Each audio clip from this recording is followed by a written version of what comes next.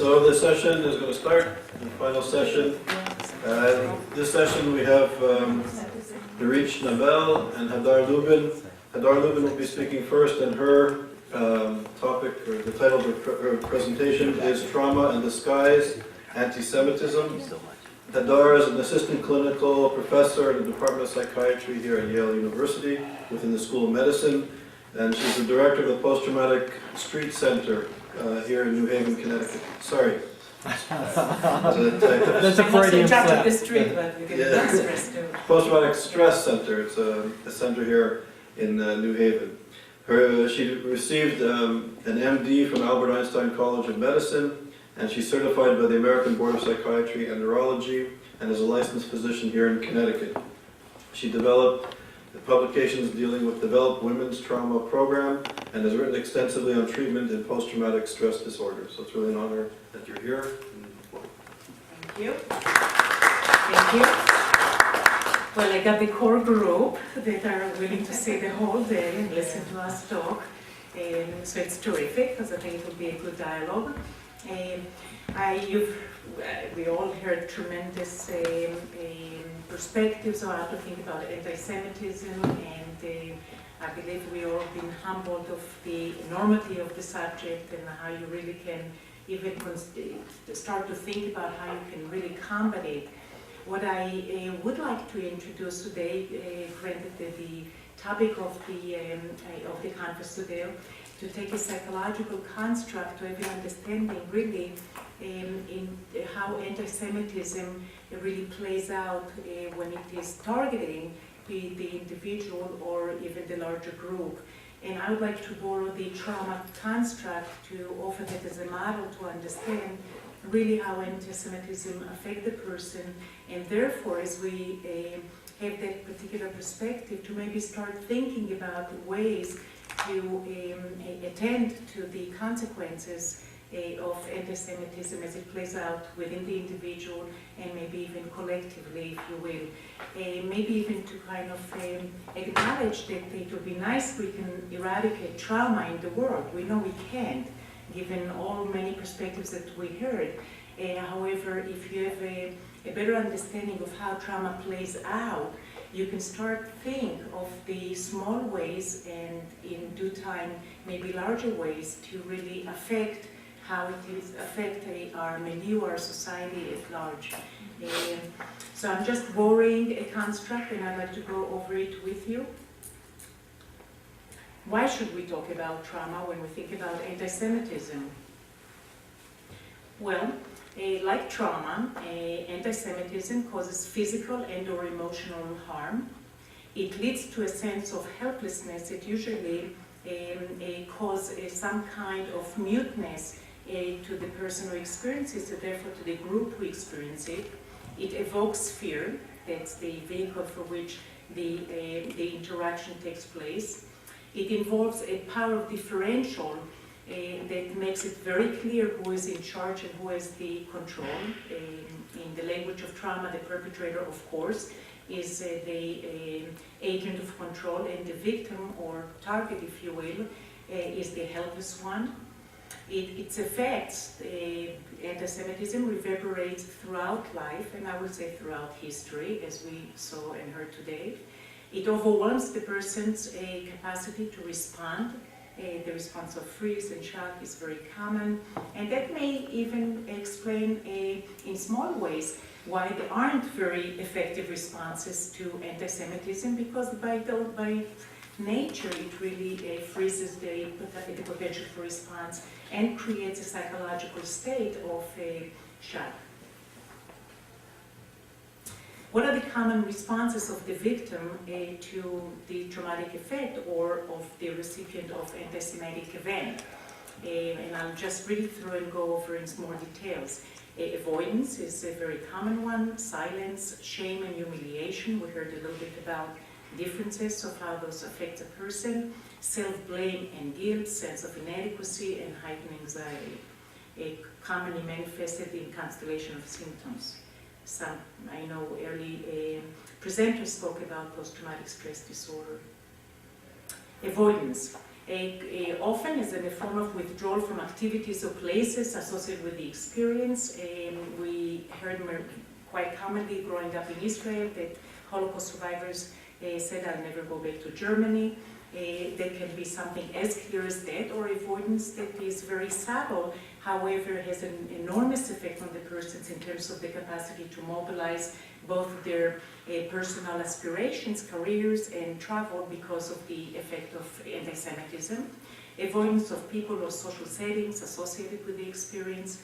A therefore increased sense of isolation or insulation, which supports the notion that the group becomes very insulated and more easily targeted as a result, and it denies quite often the experience of distress, so there will be a minimalization of the effect.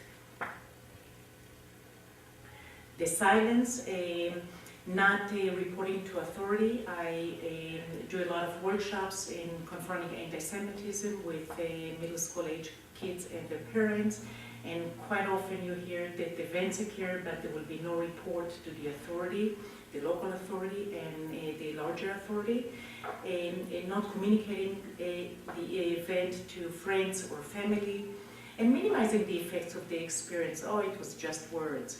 It really didn't bother me. I know they don't understand, they are ignorant.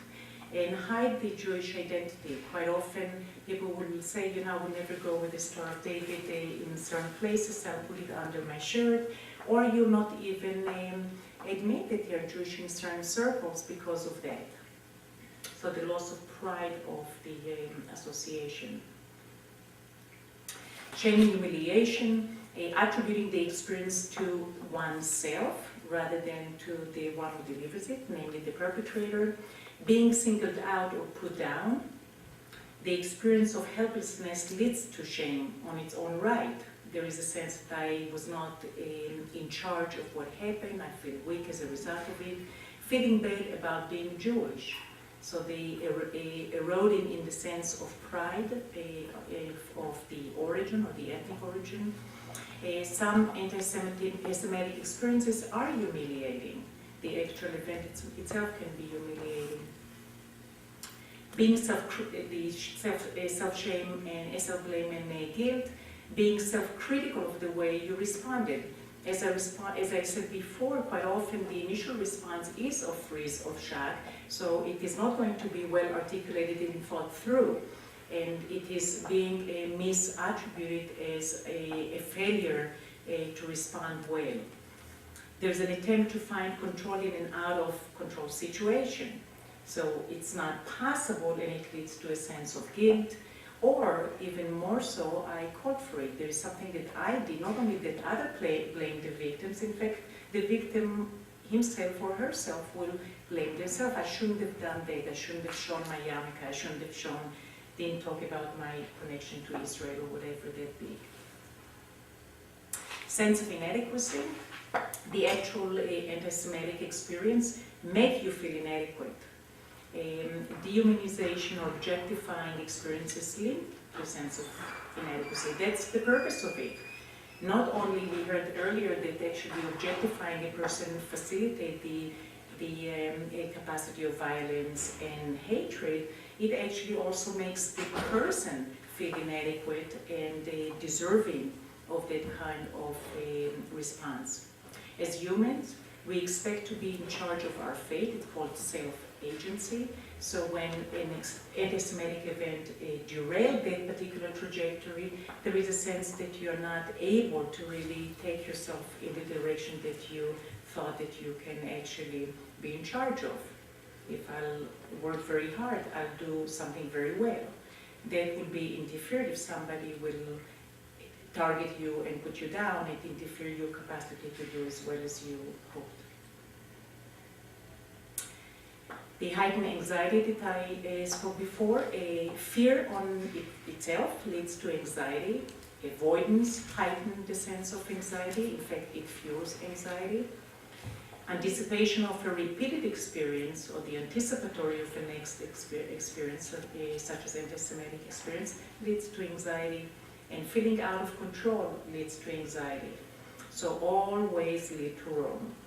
and the person is left in a heightened sense of anxiety which interferes to assess and respond accurately at the situation or effectively. So what are the different ways that target an individual? It can be overt or covert, direct or indirect, isolated versus in social context, emotional versus physical. The overt one, we've seen a lot of them.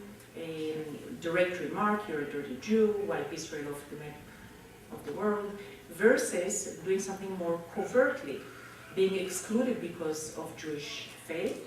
The United Nations makes a lot of decisions that are in being cloaked as human rights, but there is an anti-Semitic charge underneath, for instance. It can be done directly, target you as a person or cartoon, saying this is how a Jew looks like, versus making comments about Jews in general. Get so Jewish, or incitements and educational material that is actually quite common today, even in an institutionalized way in art facilities where the kids are being educated to hate Jews. Isolated versus social context, encounter with the perpetrator without a witness, it happens in the privacy of the encounter, versus being targeted in a public place or through the media. We see a lot of it in the media where we all are subjected to it. Emotional versus physical. Humiliating or demeaning remarks about Jews very directly can cause emotional strain, false accusation, demonization. All of those can cause an emotional burden to the person who is being targeted. It clearly can be in a physical manifestation when the person can be attacked or properties, threats of violence. We've seen, of course, the culmination of violence in the Holocaust. So what is the roadmap to empowerment? So what are the ways that presumably, as there is an understanding that this construct of trauma is a useful way to understand how it affects the individual, what can be done to really counter those kind of effects? I'll just read through it. Talk, tell, report, educate others, advocate, and get support. Breaking the silence, you've heard a lot about it. It's simple, but it's very effective. At the moment that something is being articulated, something is being aired out, like in a forum like that, there is an acknowledgement that this is something that cannot be ignored. Also, it moves the locus of responsibility from the privacy of recollection to the responsibility of society to be burdened by what's happening. Alert the system and the authority.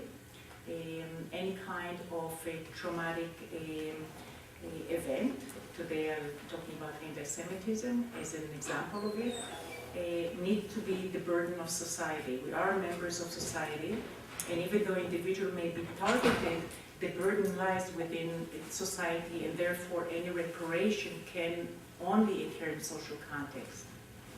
Confront rather than avoid. I mentioned before that the avoidance does fuel anxiety, and therefore when I say confront, that's not to mean you have to confront the perpetrator, but confront the effect of the event. Sometimes confronting the perpetrator is a choice, and the confrontation is not with the violence of violence, but in direct dialogue around what happens rather than avoid either thinking about it or behaving in a certain way as a result of it. And of course the media responses. I show you too, there is quite a bit of an effort, pro-Israeli, counter dialogue in the media, in writing, to counter this kind of anti-Semitic rhetoric that we hear. Educate others. Combat ignorance. A lot of anti-Semitism is initiated from ignorance. Having information is useful. Educate the perpetrator and the bystanders. Some speakers did mention the bystanders. The bystanders is a particularly important agent because it can move from a passive stand of being somebody who stands by somebody else is being harmed to an active ally to the person who's been targeted. Educating the perpetrator is another useful way to really diffuse it. Of course, in a fundamentalistic mindset, probably education is a little bit too late. However, there is an education of the media and education of those who are the majority or bystander. Some become collaborators, not that they perpetrate themselves, but they don't stop what is happening, so knowledge can help arrest that process. As I said, knowledge is helpful and a powerful tool. Learn a lot of things that is helpful for a person to counter the effect and locate the fault in the perpetrator. Because at the moment that the fault is located at the victim, it completely paralyzes the process of really trying to make any response and any reaction. Advocate, help others understand and deal with the problem. Publications, have conferences like that. Empower the person, himself, herself, get involved. And the regaining of sense of control and taking action or becoming an advocate is a position of power and control. Get support. Validating the experience is, again, something that seem to be simple in nature, but very hard to do. Quite often is being ignored. Quite often, in fact, the attribution of the event is targeting the victim again. So validation prevents the automatic negative attribution that will take place as a result of the anti-Semitic event. Distance yourself from the perpetrator if education fails. If possible, isolating the perpetrator. Sharing the burden, making it a social urgency rather than an individual failure. And the power of numbers. Respond to an ally. Right, so what are the perpetrator dynamics that we can see that continue to facilitate and fuel anti-Semitism? Not taking the perpetrator seriously. Quite often people say, oh, those are just words, he really doesn't know what he's saying, or they are just a group of teenagers, what they know. So there is a sense of minimizing really the effect and the potency of making of a perpetrator or the perpetrator. Reframing the behavior, as I mentioned, just empty words when the words are written everywhere. Minimize the threat. This is crazy. They have no power to make any change, any difference. That's minimizing the threat, making the person or the group unready to deal with it. Be nice to the perpetrator with the hope they will like me. And maybe that would be somewhat provocative, but that's something that I think is quite common, and particularly in a group of in liberal thinking, is that there is an identification with the poor Palestinians, and if we will only be nice to them, then they will understand that we are humans, that we actually are good Jews. We are not as bad as they're depicting us, and therefore you will affect the outcome of it. That does not work usually. Blaming the victim, of course, it's easier to blame the victim, and the reason why, because the perpetrator is holding the power and usually is frightening, and if you to choose in what side to be, you want to be the side of the power, not the side of the powerless. And that's human nature, and that happens passively or actively. And as I said, ignoring the writing on the wall. So it is very clear that there is a threat, but it's being ignored. Okay, so what are the challenges as we are to encounter or try to combat anti-Semitism? The common one is fear of retribution. That if we will take a stand, we will be targeted as well. Quite often you'll talk to bystanders and they will say, yeah, I knew it was wrong and I wish I could help, but I can be targeted as well. And that could be true for the group as well. A lack of support, again, isolating and insulating the victim cuts them also off from support. The microaggression, oh, we are overreacting to it, also just, jokes. I mean, it's just, everybody uses that, so Jewish, it's just a joke or jab or whatever you. And of course, microaggressions in words can accumulate and build up and become macroaggressions, and they take a form of action. The notion of cycle of violence. Quite often the perpetrator is being viewed as, and appropriately so, quite often the perpetrator is a victim as well. But what about the accountability? Yes, indeed, sometimes the perpetrators are victims historically as well, and that may even fuel their wish to be in power, but the notion of accountability should stand outside of the vicious cycle of perpetration and violence. And I would like to propose also the identification with the aggressor, with the perpetrator, is very common field for anti-Israeli rhetoric. Quite often even Israelis are being viewed as, they are, like former presenters mentioned, is that they are as well, are like the Nazis, they are the one in power, they are the one who are the aggressors. And they often that will generate anti-Israeli rhetoric, as I said before. I do want to mention the Anti-Defamation League as I'm a member or a trainer in the Anti-Defamation League, just as a good access for resources, and also the program of confronting anti-Semitism has been very effective in the state of Connecticut, in particularly to really address that from a very early age. And I'm going to stop here with your time.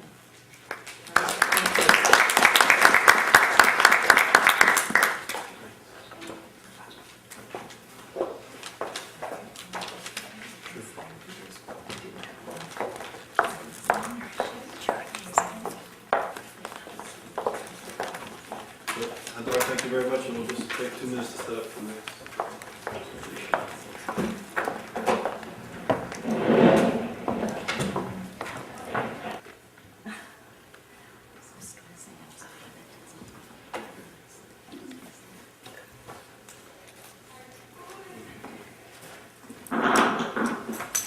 Okay, so now Nurit Shnabel is going to speak about, the title of her presentation is called Mixed Emotional Needs. Computer's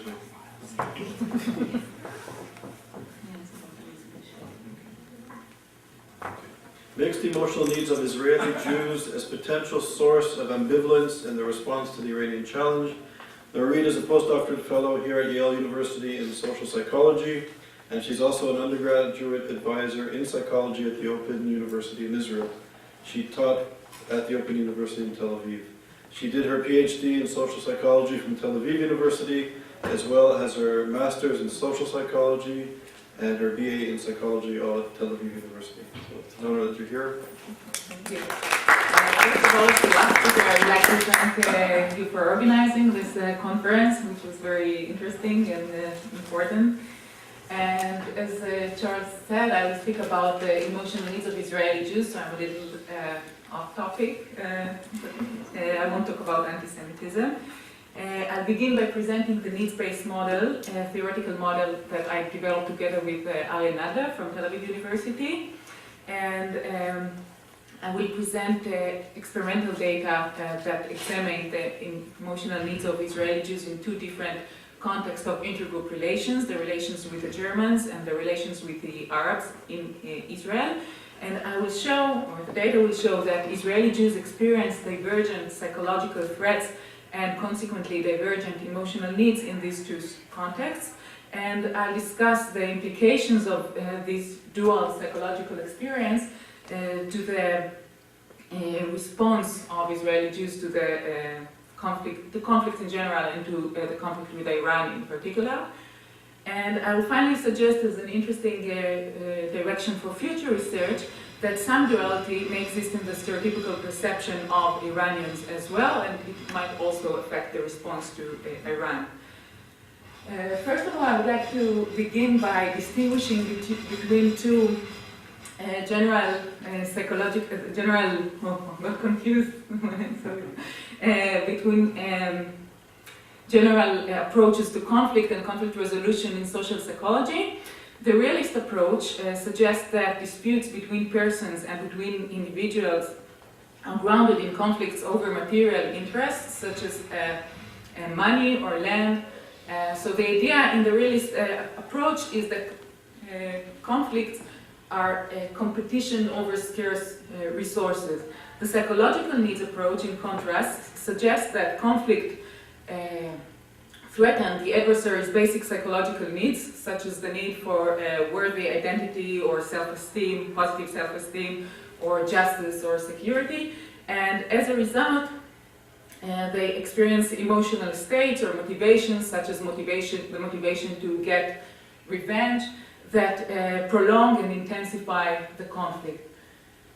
And theories that grew out of the psychological needs approach often criticize the realist approach for overlooking the importance of non-instrumental factors that contribute to the maintenance of conflict. However, having said that, it's important to mention that there is no realistic conflict between these two approaches, but rather they may be viewed as complementary.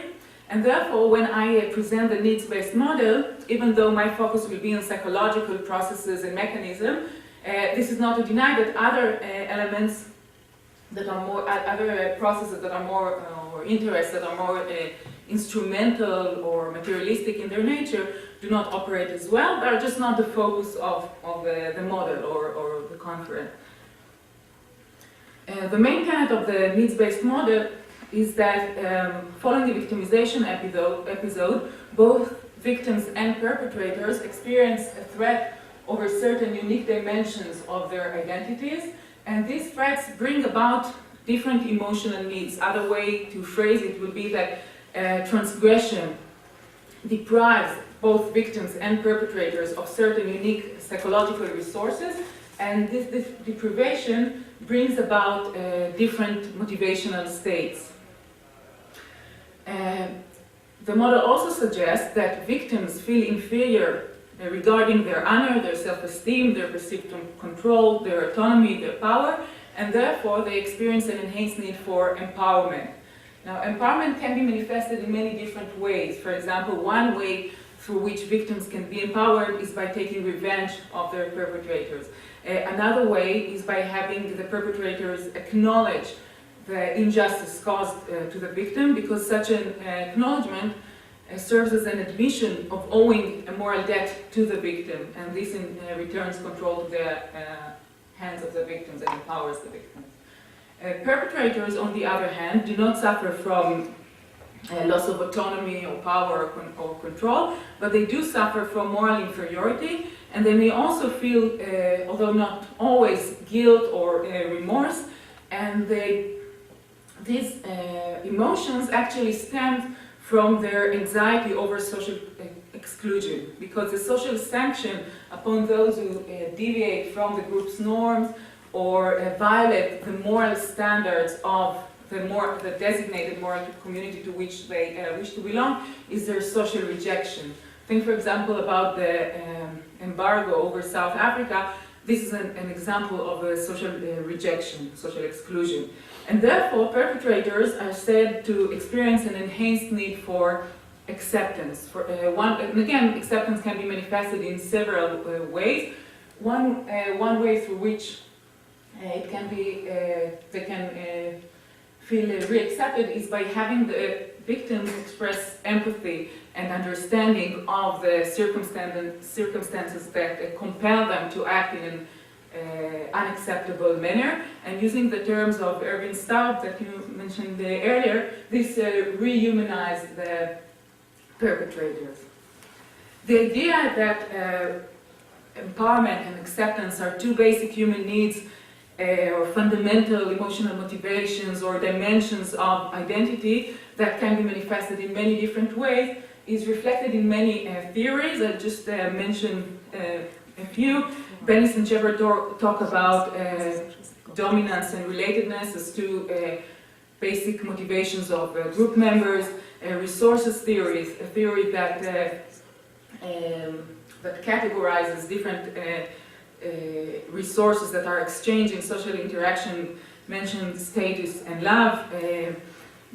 Other theories speak about respect and liking, and it is easy to see how these concepts correspond to empowerment and acceptance in the needs-based model. And there is also the work of there is also the model of stereotype content that Peter mentioned earlier, that suggests that most stereotypes can be captured by two dimensions, respecting or competence and warmth, that reflect feelings of respect or disrespect on one hand, and liking versus disliking on the other hand. And there is also work suggesting that these two dimensions are often negatively correlated. So some groups, like Jews, for example, are likely to be perceived as highly competent, but not very warm or low on the warmth dimension. So just to summarize the main argument of the needs-based model, the idea is that the threatened dimension of identity for victims is their sense of power, and therefore they experience an enhanced need for empowerment, and that the threatened dimension of identity for perpetrators is their moral image, and therefore they experience an enhanced need for acceptance. And the model also suggests that satisfying these emotional needs through mutual interaction can improve intergroup relations, but this will not be the focus of my talk today. Instead, I will move on to discuss the findings of two experiments that we conducted within our work on the needs-based model, and they examined the emotional needs of Israeli Jews in two different contexts of intergroup relation, the relations with Germans and the relations with Arabs. And these experiments inform us on the basic emotional needs experienced by Israeli Jews, and may therefore throw light on the psychology of their or our response to other conflicts as well, including the conflict with Iran. The first study focused on the relations between Jews and Germans. We had Israeli Jews and Germans as participants, and each participant was exposed to two speeches allegedly held by an outgroup representative. So Jews were exposed to messages conveyed by German representatives, and Germans were exposed to messages, speeches held by a Jewish representative.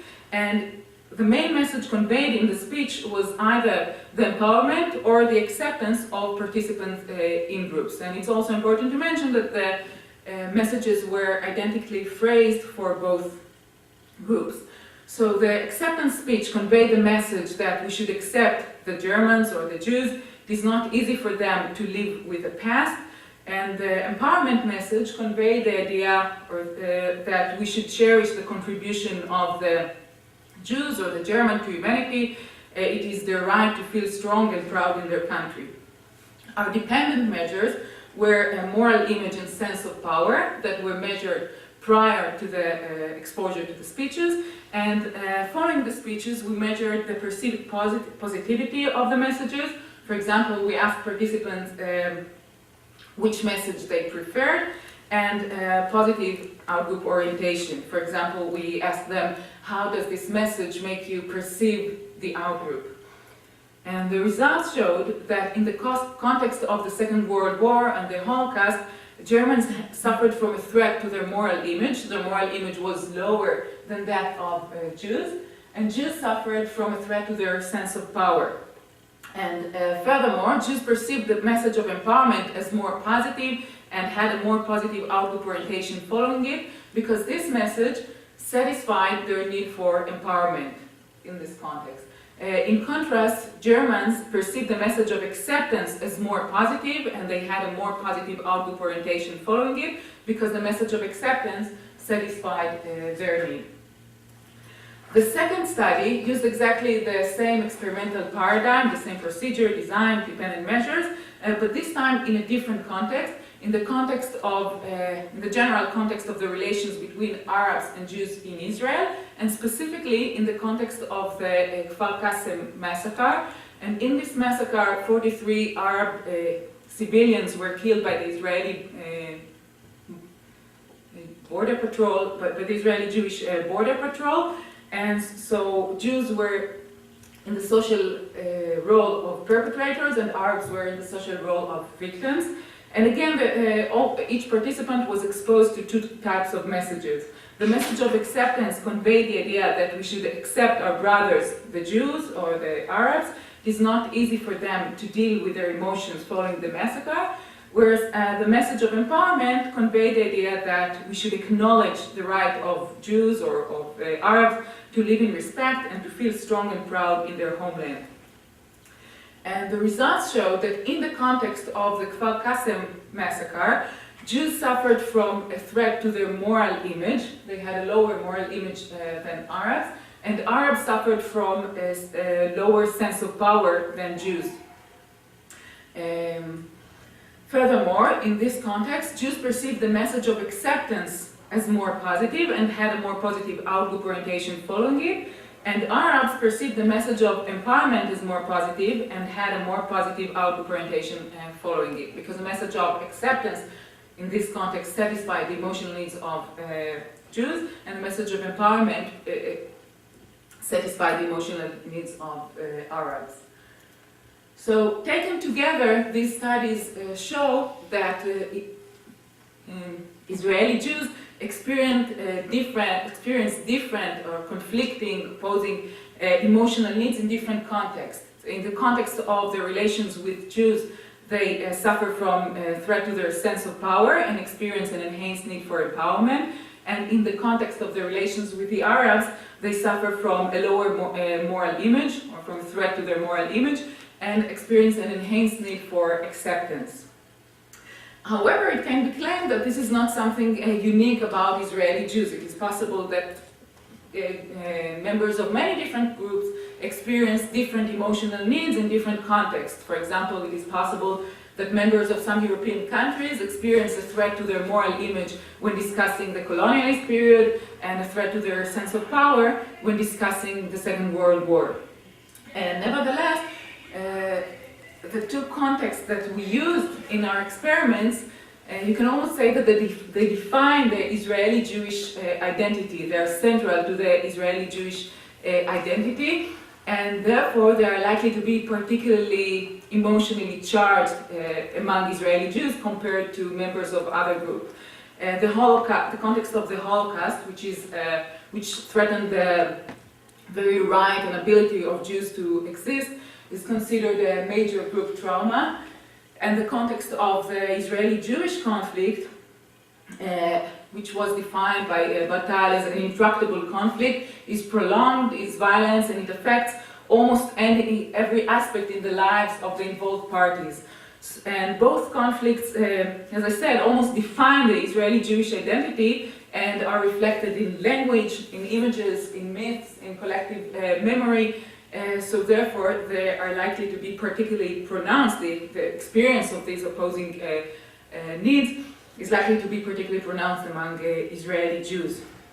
And further magnifying the experience of this emotional duality is the fact that while the context that we used in our second experiment, the Kfar Qasim massacre, is clear-cut in terms of the identity of victims and perpetrators, it is very clear that in that context, Arabs were the victims and Jews were the perpetrators.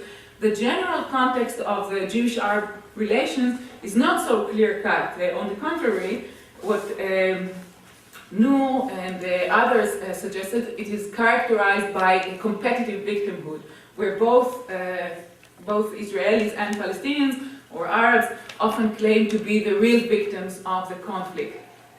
And consequently, Israeli Jews experience divergent emotional needs even within the context of Jewish-Arab conflict. So even when relating to that context, they are likely to experience divergent and different emotional needs. And to illustrate this, I see. Oh, okay. Just stop. I'll explain. Sure. She was moved to the hospital, moved in the back, with no chance of saving her. She was going through heart operations. She lives at the moment. Her left leg is paralyzed in 2 of the nerves. Her pelvis was broken. It's not in piece yet. Both legs were broken. Her teeth were knocked out. Tried to walk. I can't dance. Can't dance my friends like I used to. I'm very limited because I need everyone's help to do things. I can't go to the bathroom by myself. That's respect.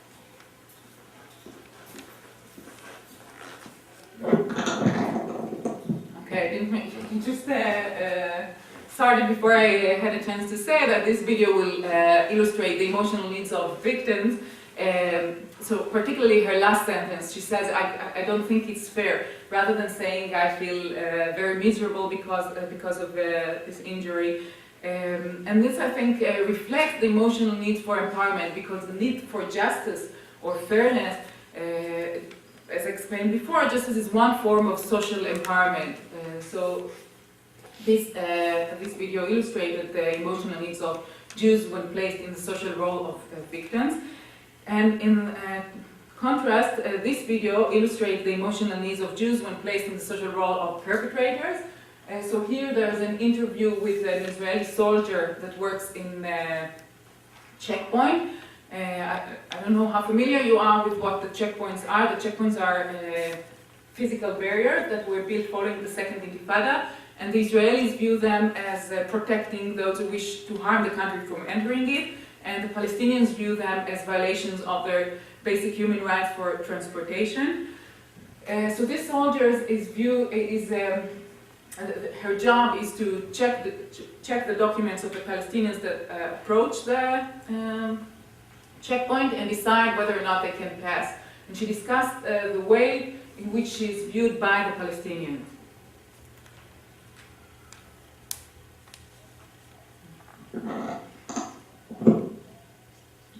Hard to hear.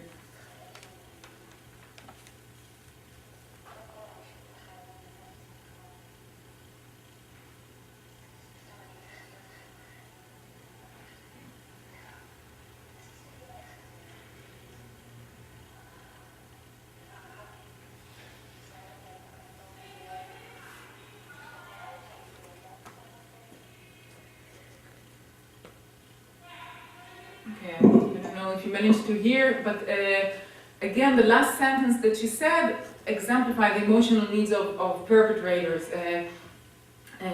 She said that she wants to show that she's just a human being, she's a human being after all, and this reflects the emotional need for rehumanization, using Staub terms, or re-acceptance. So, in general, I suggested that Israeli Jews experience divergent emotional needs, and the question is, what are the consequences of this emotional pendulum, this psychological duality, to the response of Israeli Jews to the conflict with Iran? And so first of all, the experience of this duality raises the political dilemma, or intensifies the political dilemma of which threat is more crucial. So on one hand, we have the threat that is illustrated here. You see, these are stamps, official stamps of the Islamic Republic of Iran, and they show guns or weapons pointing at the map of Israel or at Jerusalem. And here the threat is very clear. The threat is to our sense of power, to our sense of autonomy, existence, and control. So this is one type of threat. But at the same time, you can see here the other representation of the other type of threat. And this graffiti, one is from Europe, one is from Australia, equalize the Star of David to the swastika. So the threat to our moral images is very clear. The idea is that Jews are Nazis. So as Israelis, we have to decide which threat is more crucial, which one should we address first. Should we first should we give higher priority to taking care of the problem with Iran and restoring our sense of power, or should we give higher priority to taking care of our moral image, the way we are perceived in the world, in order to avoid social rejection or social being under embargo or curfew or other forms of social rejection. And different group members, different Israelis are likely to come up with different answers to these questions. So for example, right-wing supporters might experience the first type of threat as more important or more crucial, and left-wing supporters are likely to experience the second type of threat as more crucial. And this makes it very hard to find and to express a cohesive group voice, to make a clear group voice because of this duality. And the second consequence is what might be referred to as the damned if you do, damned if you don't trap in Israel's foreign relations. Each form of response to these threats is likely to satisfy one need at the expense of the other. So if we take care of the threat on our sense of power, we're likely to experience an intensified threat to our moral image. But on the other hand, if we decide not to restrain from attacking Iran and then to respond to the threat on our moral image, to avoid threatening our moral image, then we are likely to experience the threat to our sense of power more intensively. So there is an inherent trap regarding Israel's response. Another consequence is based on the theory of ambivalence amplification, and this theory suggests that when we encounter an ambivalent situation, a situation that gives rise to different needs or psychological elements within us, our final response will be amplified because the energy from one psychological element will be drawn to the other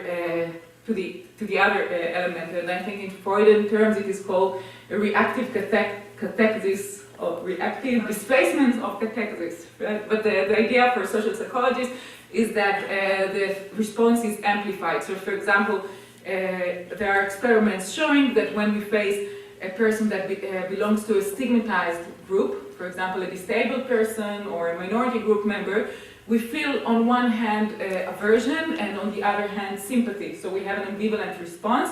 And our final response, whether it's positive or negative, is particularly amplified compared to the same response, compared to an equivalent response to a member of non-stigmatized group. So that's the idea of this theory, and when applying it to the context of Israeli response to Iran or to intergroup conflicts in general, the opposing needs are likely to result in a pattern of two phases. First, we'll experience a phase of vacillation, of indecisiveness, and it will be followed by an amplified response. And it is possible that the response in the Oferet Yitzukah operation showed this pattern, because most of the criticism, I believe, on the Israeli actions in this operation was not upon the right to respond to the attacks of the Hamas, but rather on the magnitude of this response. So it is possible that it is influenced by this psychological mechanism. And finally, as a future direction for research, I would like to suggest to take the same dimensions that I just used to analyze the needs of Israeli Jews, the emotional needs or dimensions of identity of Israeli Jews. So we can use the same dimensions to examine the stereotypical perceptions of Iranians by Israelis. And as I mentioned before, the dimensions of power and morality, or empowerment and acceptance, highly correspond to the sort of content model that Peter presented earlier. And this model suggests that when people meet others, they want to know what the other's goal will be vis-a-vis the self or in-group, and how effectively the other will pursue these goals. That is, perceivers want to know the other's intent, positive or negative, and capability. These characteristics correspond to perceptions of warmth and competence, respectively. And I also mentioned the work of Judd and colleagues that show that these dimensions are often negatively correlated. So, for example, the stereotypical perceptions of Germans will be as very competent, but not very warm, or not very moral. However, I would like to suggest that Iranians may be stereotypically perceived by Israeli Jews as low on both dimensions. So regarding the warmth dimensions, it's pretty straightforward. The negative intentions of Iran towards Israel were explicitly expressed. So this one is pretty clear. And based on the work of Edward Said and others, I would also like to suggest that they might be perceived as low on the competence dimension, because non-Western peoples and cultures in general, and Muslims in particular, are stereotypically perceived as inferior to the West. They're perceived as passive, as primitive, as culturally underdeveloped, culturally, technologically, economically underdeveloped. So in general, they might be perceived as low on the competence dimension, and this might lead to questioning their ability to pursue their negative goals, to doubting their ability to pursue their negative goals. So on one hand, yes, they have negative intentions, but on the other hand, because they might be low on the competence dimension, maybe we shouldn't take them too seriously. So this is another form of ambivalence or duality in the Israeli response to Iran. So to summarize my argument, I suggested that Israeli Jews who continually face threats to both their collective sense of power and their moral image have opposing emotional needs, resulting in experiencing a psychological duality, and there might be some duality in the stereotypical perceptions of Iran by Israeli Jews, and this results in an ambivalence that affects the response of Israeli Jews to the conflict with Iran.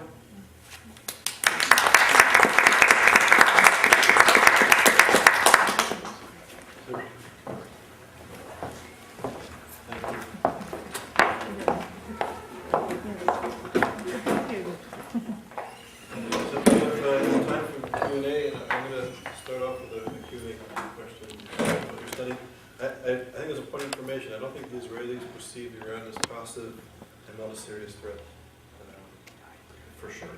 And I was wondering we can't do this in your study. You can't do this with the Jewish-German relations. But I was wondering, in terms of the Jewish-Arab relations, you can sort of switch around the scenario to measure differences. So you look at a massacre of Palestinians by Israelis. Why don't you look at a massacre of Israelis by Palestinians and measure the response? And is there an inherent flaw in your study if you can't measure the reactions of both groups to similar situations? No, I believe that I didn't do it yet, but I believe that if I do the equivalent study, then I'll get the Arabs, when confronted with the facts about them being as perpetrators, they will experience an enhanced need for acceptance, for understanding, for empathy. It's not something inherent about Jews. Yes, I would predict that if Palestinians read about terror attacks or other offenses conducted by Palestinians, in that context they will feel an enhanced need for acceptance and not for empowerment. This is one thing.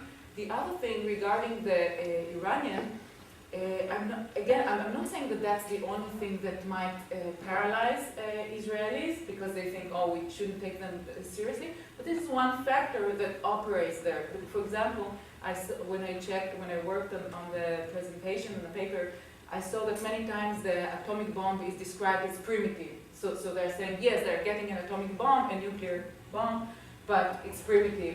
It's like the bombs of the Russians in the 60s or something like that. So I think that this association or it might cause underestimation of their ability to pursue their goals. Maybe they're not taken seriously enough. I would actually, from the perspective that I presented, I think this is a good example where there is a minimization of the threat coming in relationship to what is the perpetrator threat to the existence of the victims, just to minimize or to empty the threat to just words rather than to an actual existential threat. So that's the way I would feel it. Okay, I have a question to Nurit and question to Hadar. So to Hadar, the question like we, clinical psychology or psychiatry usually treat the victim and like with a great empathy. And I don't know like if there's a way to treat the perpetrator, what strategies do we have in psychiatry or psychology, and like what models? Is it trauma models? Is it models for borderline, other things? So this is the question. If we have anything that we can apply to this context.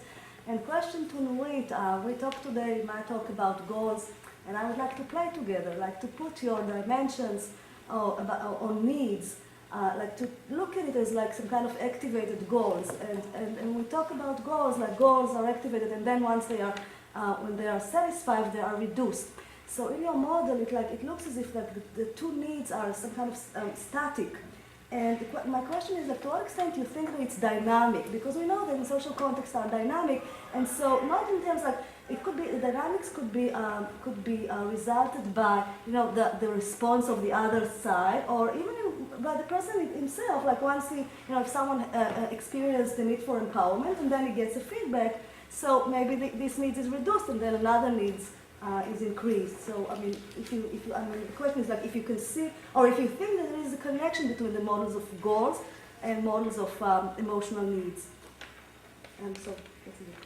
Do you want me to answer first? I don't know, like you decide if you have like anything to say on it. Well, I think that I said before that it's in the context of what kind of perpetrator-victim dynamic are not useful in really paralyzing the effective response to say that most perpetrators are victims themselves, which I think it's true.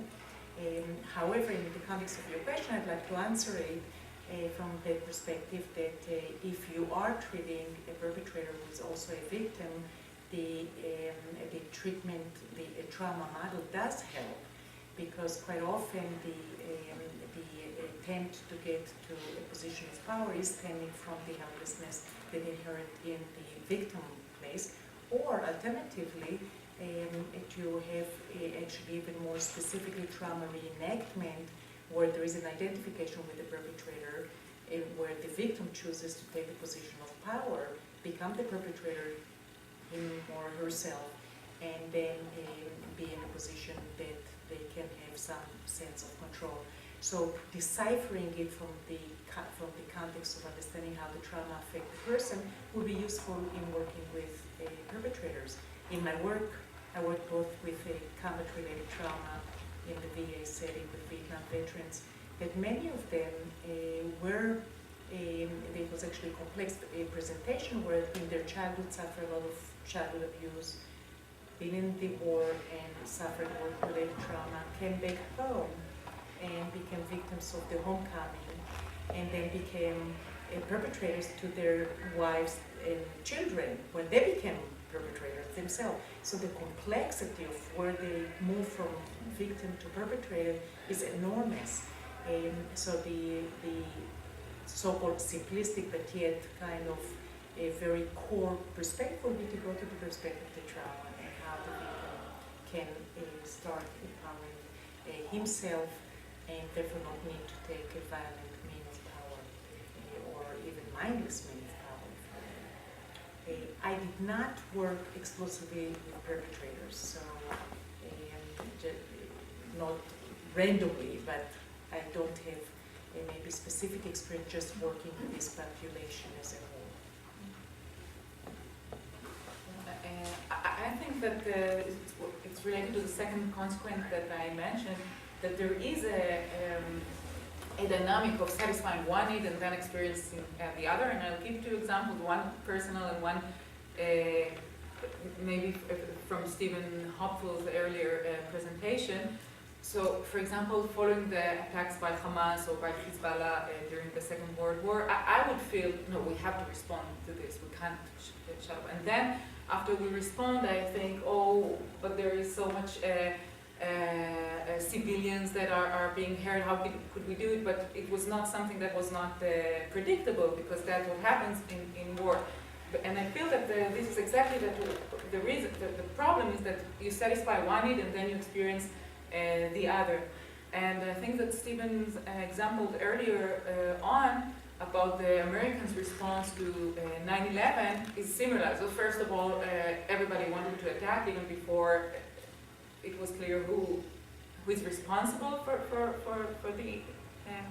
the terror attack.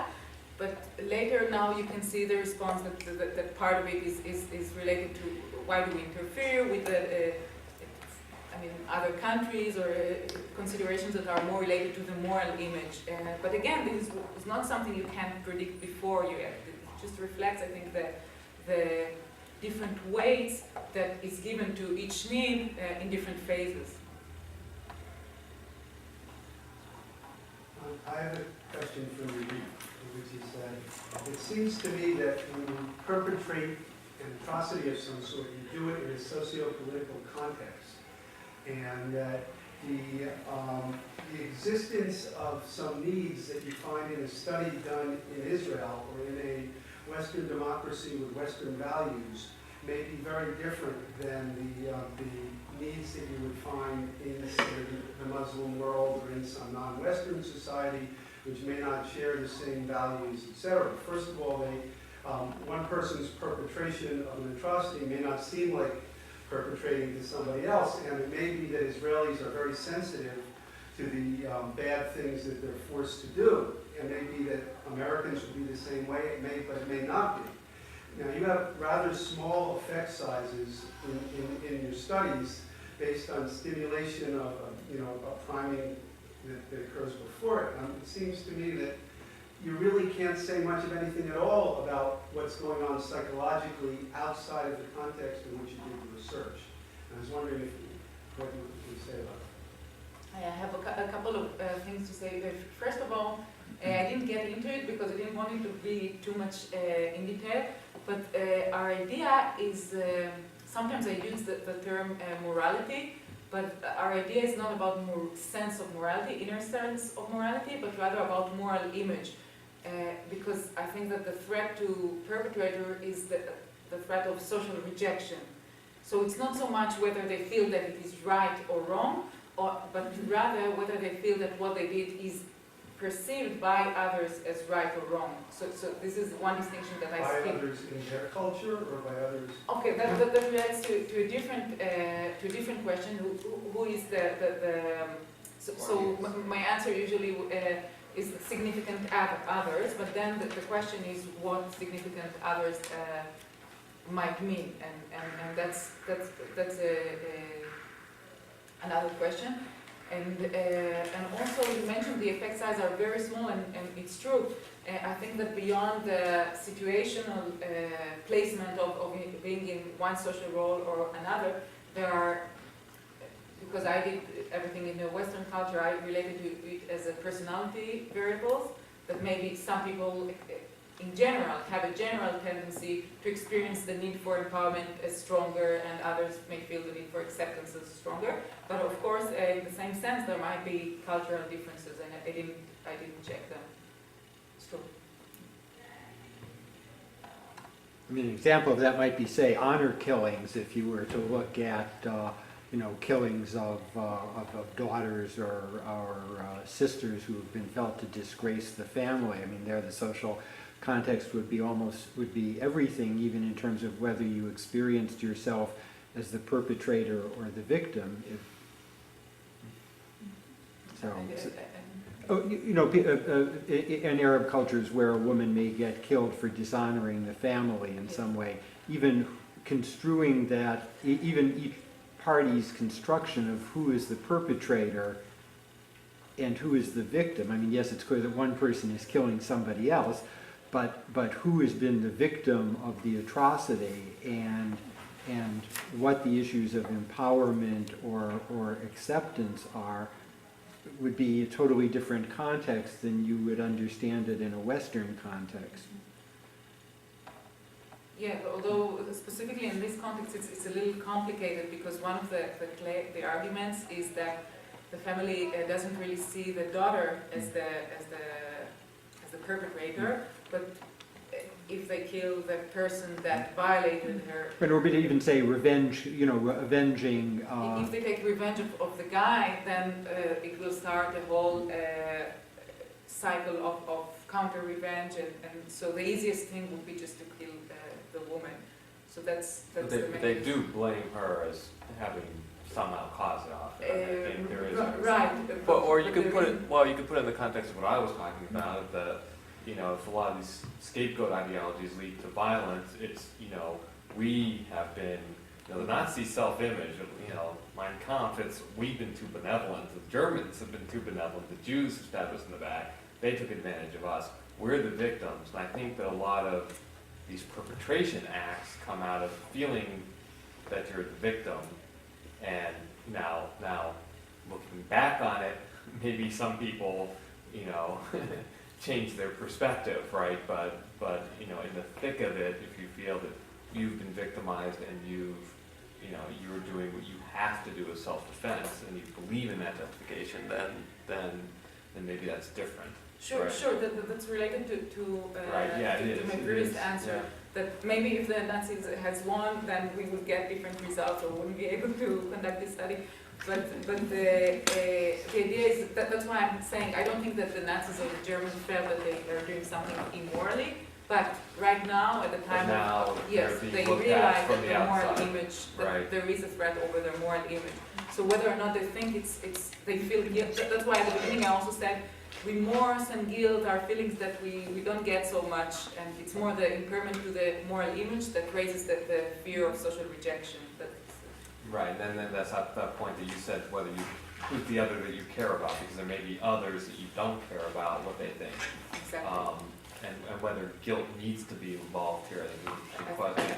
I think it's not. We began with this, but we saw that we just don't get guilt, so that's why we realized that the important thing is moral image, and I agree that because the threat is to a sense of belongingness or acceptance, then it's also important who comprises the relevant designated moral community. That's the term by Tabucci, sociologists.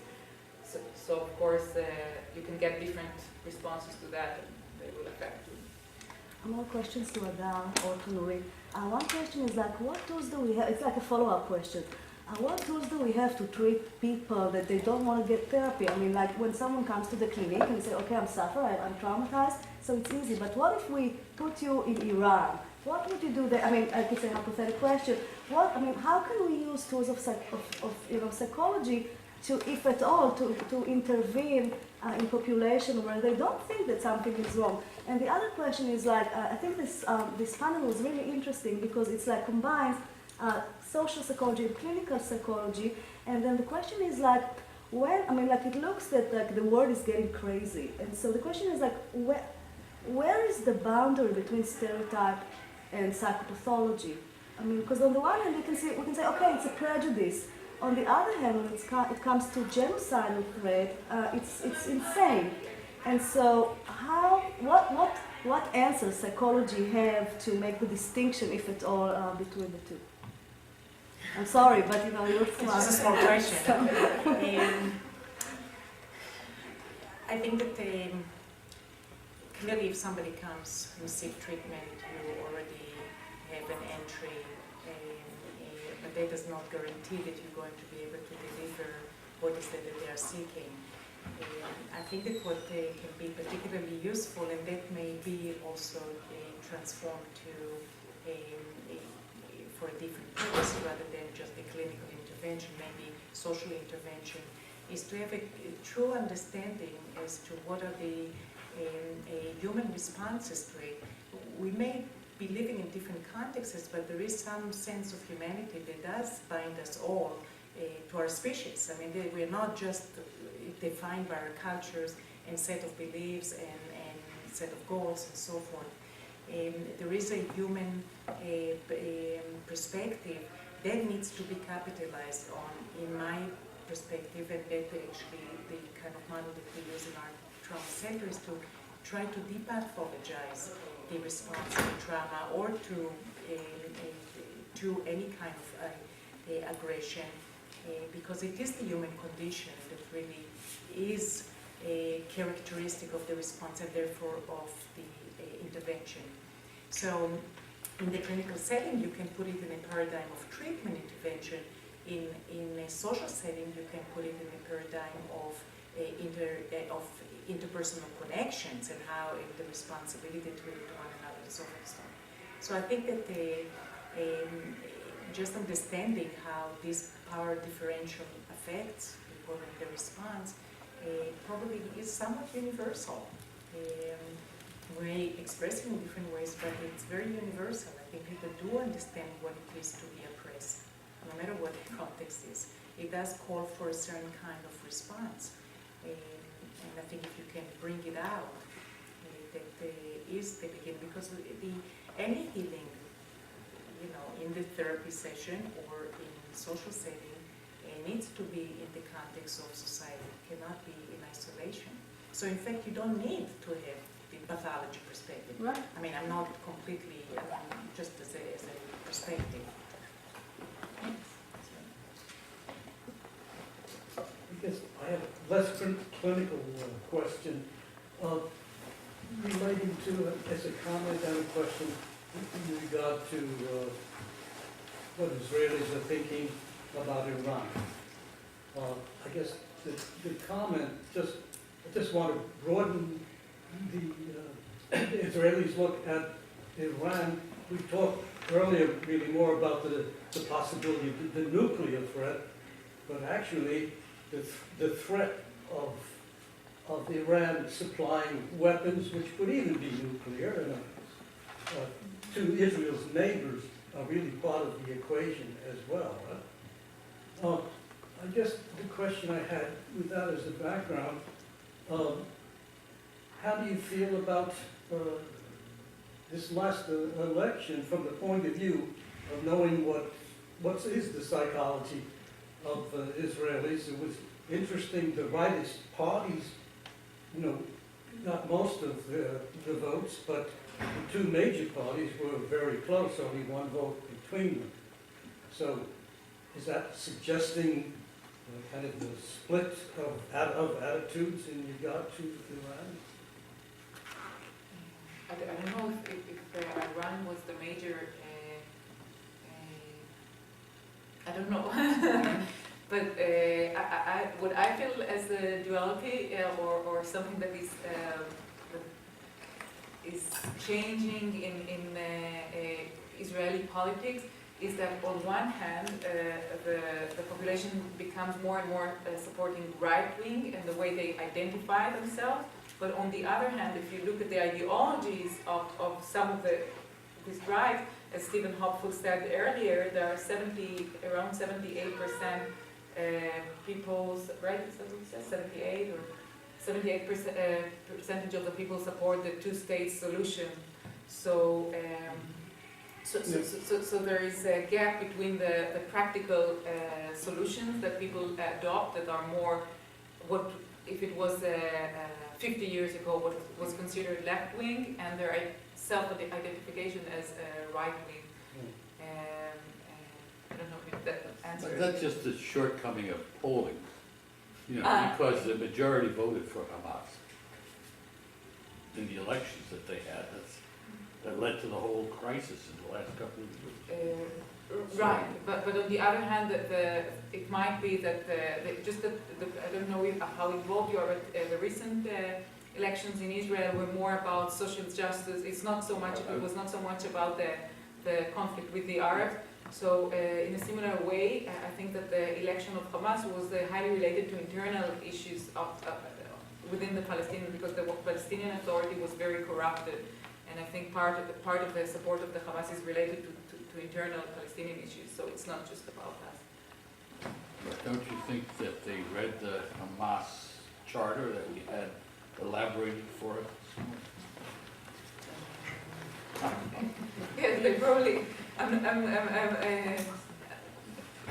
trying to justify, but I'm just saying that part of it is internal issues. It was not just about, a lot of it was about the rejection of the corruption in the Palestinian Authority, because they got a lot of money and didn't get the people themselves, so there was a lot of frustration about it. And also, I don't know, Paul's, it also depends on how much we believe in Paul's. I'll give you 2 cents to the first question.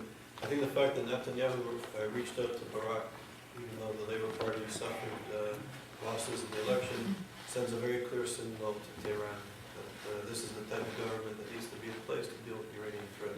So he didn't reach out to other parties that were probably more appropriate for an effective coalition. So that's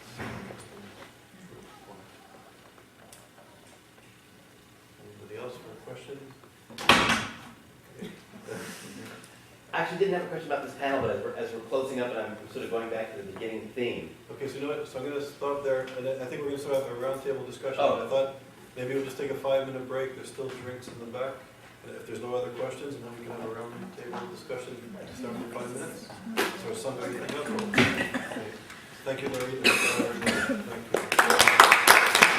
you. Delve into issues of anti-Semitism in focus on psychology, social psychology, psychiatry. I think it was helpful. I remember I used to have a supervisor who used to tell me that I wasn't focused enough on my research, and I'd make little marks all over the world, and the idea was to drill a hole deep and hit oil, and then the oil would come up over the earth. So I think in a way we focused on a very specific discipline of anti-Semitism. I think it was fruitful. So thank you. Saying there's oil in Israel now? Apparently there is. I just read that they have enough natural gas now to be self-sufficient. But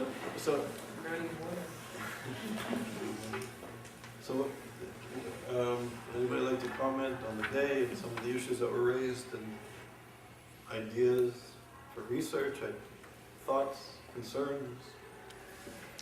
This is more emotive than rational, so forgive me. But thinking through the whole day, and again being at Columbia and struggling with this idea of the Columbia faculty, some of which are, I think pro-Israel but silent. Some of the faculty are very anti-Israel, both Jews and non-Jews, and things like that. And it occurs to me that in terms of some of the silence, the feeling I had through a bunch of the speeches were that where we are as Jews in terms of this movement of civil rights and increasing tolerance is that we're like where gays were in the 1950s. It's kind of like half of us, some of us are out of the closet, and the other half feel like, no, it's really bad to be a Jew. There's a sense of that. And I was trying to find an analogy of where we are in terms of civil rights movement, and that's the one. I don't know how anyone can relate to this, or it just sounds crazy, really but that's nice where it was. Thing to throw out there after we chew through that. Yeah. In terms of the struggle of, in terms of struggle of, and I like this thing about, report incidents that the ADL was doing with Hadar, report these incidents, stand up for these things and do that. But it did sound like something like, do we have to learn this now? It's so funny that we have to learn this now, and yet we seem to have to relearn those principles, of coming out of this closet. And and it also reminded me, another emotive thing is that I have never done it, but for about a year now, I've had this fantasy of showing up to work wearing a yellow star which says Zionist on it. So it's sort of the atmosphere. I guess it's just that atmosphere that I grew up in Columbia, and it's an institution that I really loved, and now it's a place in which I actually feel like I'm the outsider, I'm the closeted one. And it's a very unusual thing. This reminds me of, do you know the book, maybe you're interested in it, by John Stratton, Coming Out Jewish? He writes as an Australian academic. He wrote that, I think, in '98. He writes about all those issues, being in academia and surrounded by liberals. And so. Title again? Coming Out Jewish, Thank you. John Stratton.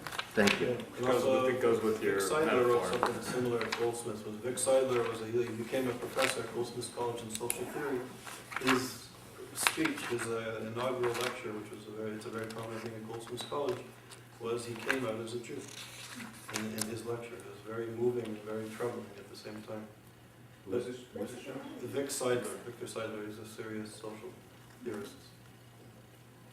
I think for me, one of the solutions would be to have more data on it. I always feel better to speak about things when I have data. So, for example, I often feel that violations of human rights by Israel receive much more attention by the media and much more much more responses like demonstration than violations of human rights in other places.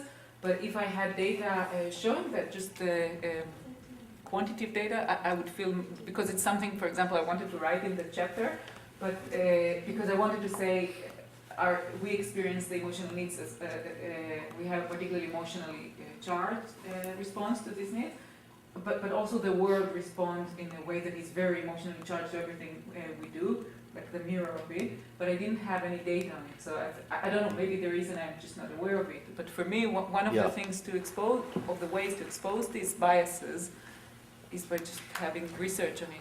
So Charles, could you guys serve sort of as a resource of that, so people could sort of send in questions, say, here's what I need, you know what I mean? People could sort of send in things to you, because you have access to so many scholars. Here's what I need to understand in order to make this argument. I need this, kind of a virtual discourse. Yeah, there's two things. I think there's a need for maybe a research. It would be very good. People are beginning to look at anti-Semitism on campus, but also maybe anti-Semitism among the academy, among scholars. And this feeling that you articulated, I'm sure you're not in isolation, but it would be interesting for maybe a social psychologist to do actually a proper, high-caliber, study on the American academic scene in terms of these issues. And that we don't have the resources to support it, but we can support it intellectually. But the idea of YISA will be to become a documentation center and a resource that parliamentarians and scholars can access. This is the next project we're working on. So will be, I hope, within 18 months we'll have this project up and running. Basically, my experience of the day was totally different.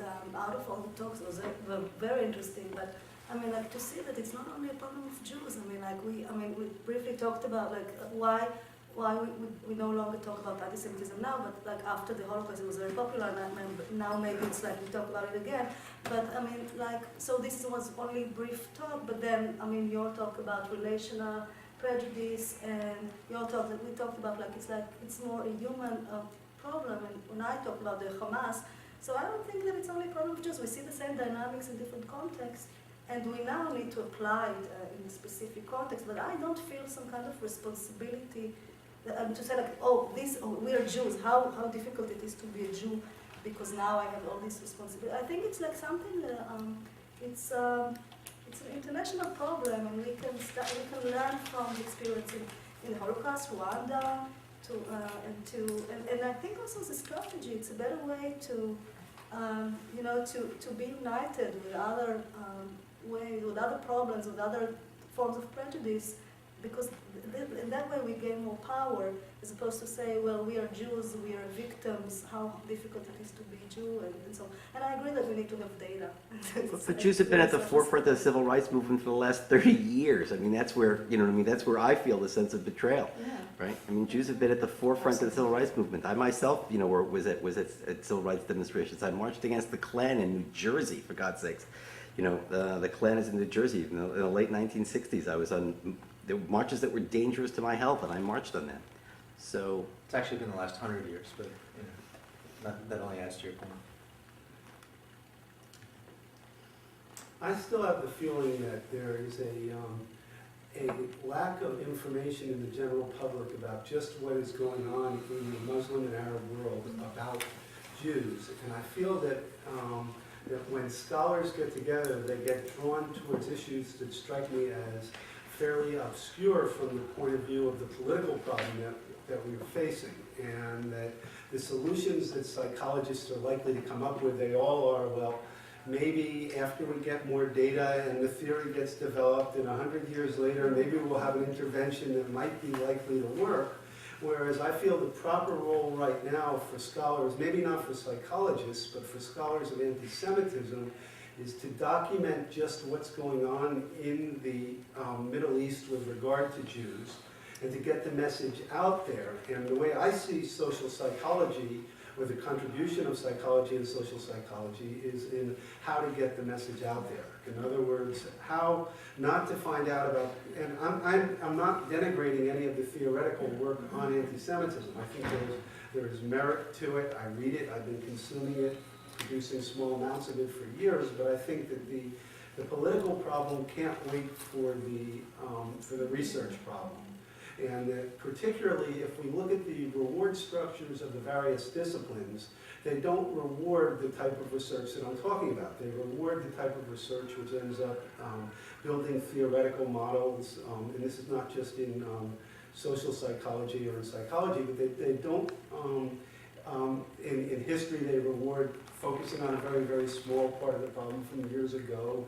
In the humanities, in English, I'm not exactly sure what it is they're doing, but I think that's my ignorance. But in any case, they never quite get back to the real problem at hand.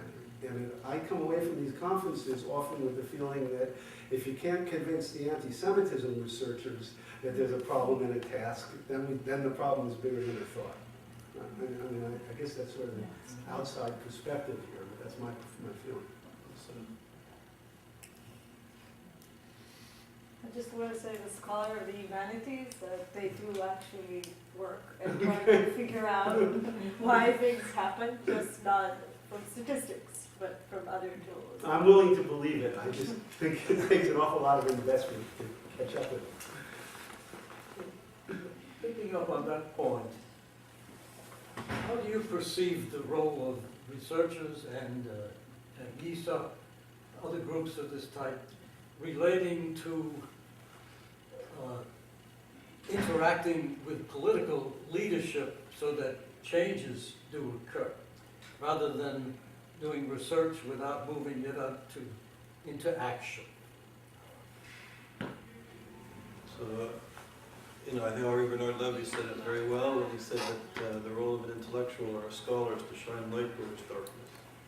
And I hope, given the social and economic and political and cultural reality that we're living in the moment, and the crisis and the emergency when it comes to issues of anti-Semitism and genocidal antisemitism in particular, vis-a-vis the social movement of radical Islam, not to be confused with Islam. I think it has to be a very powerful distinction, because actually I think Muslims are the biggest victims of this extraordinarily reactionary genocidal social movement.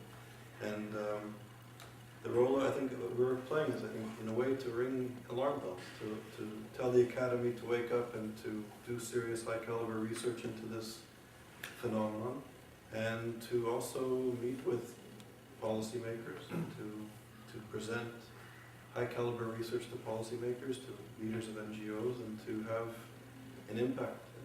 And I think this is the responsibility and the moral obligation of scholars. And ethically speaking, if you have the time and resources to sit back and to read and to think, and you know of a problem, and you're in the ivory tower, it's worse than being ignorant.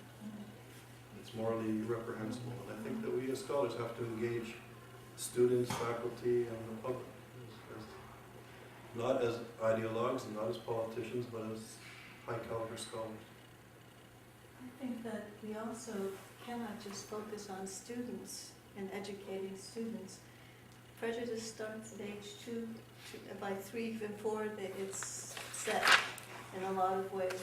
And so we have to try to educate parents, or parents to be, in terms of awareness. And whether it's just Jewish parents as a focus, it has to be much earlier than junior high school. Although it's very effective, but you go home and the prejudices are there at home. Yeah, it's been a challenge for the Anti-Defamation League, because we do now a lot of anti-bullying workshops, and the bullying started in pre-K. So we usually target the high schoolers. At that point, it's completely consolidated, and the hands down and so forth. So it's a challenge how to translate those kind of programs that usually are quite charged very early on. That's true, of course, for any kind of version of prejudice. But you can also show anti-Semitism as the ultimate bullying and what it can lead to. You know, you start out by pushing somebody and then you punch somebody and then you call them all kinds of names. And that's just the basic essence. That's where it starts. And so it'd be nice to have some kind of a connection, even if it's an indirect connection. Neil wants to say something just very quickly. I think YISA is really, to the scholars who are here, our policy is to be open and inclusive. So if anybody has any ideas for a project and can benefit from being sort of within the umbrella of YISA, people are very welcome. And the second thing I wanted to mention, and I'll send emails to the people who presented, I hope that we can create an edited volume of the papers that were presented here. And I think we have good relations with the Yale University Press, and to perhaps create an edited volume. So I'll be in contact with the scholars, and I hope you'll participate in that, because I think the papers are really good and thought-provoking. Awesome. Yeah, I just wanted to react to that the last idea, which is that I think that the educational programs which are geared towards children living in the United States are useful, and I see a very clear function for them. And I've seen kids who've encountered anti-Semitism and they need to know how to deal with it. But I think also I've seen that we have mandated Holocaust education and that I see students who've gone through it and don't even know they've been through it. And those programs have all sorts of issues. One thing is that they don't usually get to the people who need it the most. They're not given in the right countries, they're not given, the right people don't pay attention to them. And even when they're done, they're often done by people who aren't that well trained in what they're doing, they teach the wrong lessons. So I don't have really high hopes for stopping the tide of global anti-Semitism through programs that address towards children, young, middle, or older in the U.S. I'd like to see college students and other people become active in getting at the real problem, which is the socialization for intense hatred, which is taking place in many Middle Eastern countries. And we don't have any access to that. There's nothing. They are very involved in the counter-education. Yeah. I mean, they do terrific. We should learn from them. Yes, that's I right. mean, we call it propaganda. They serve their purpose very persistently and very effectively. I think that maybe this is something to have a better understanding how what we view as a propaganda with a negative connotation is as effective in the very systematic. It's not just some kind of massive violent brainwashing. It is a very organized way to teach their children to hate Jews. And we need to find a way to educate everybody, not only Jews, how to counter those kind of forces, because they are successful, we are not. Yeah. It's as simple as that. I really follow what Hadar said. I think that this could be a contribution not only to anti-Semitism but to psychology in general, because I looked at programs for prejudice and like we have we talk about education and then I really like all this stuff, but the world it changed and it's globalization. We no longer, and we have the internet and the impact of propaganda is tremendous, and we basically in psychology we don't have much tools for intervention using the media. And so I think that this kind of project it's a real challenge, and we have the notion of non-conscious goals. It's like experimental notion, but this could be translated to intervention. And I really believe that it's efficient and it's not done. I mean, the Muslims, they do it fantastically, and we have a lot to learn. And we think that like reasoning, education, but it's not work. It doesn't work like that. It's like automaticity, and we need to understand that and just to use the same strategy. And because like education is very slow, and we need to do something more immediate and like more, It was like Israel Jews had a positive reputation, I guess, after the 6-Day War, and then maybe since then it's just kind of been people that have kind of just let it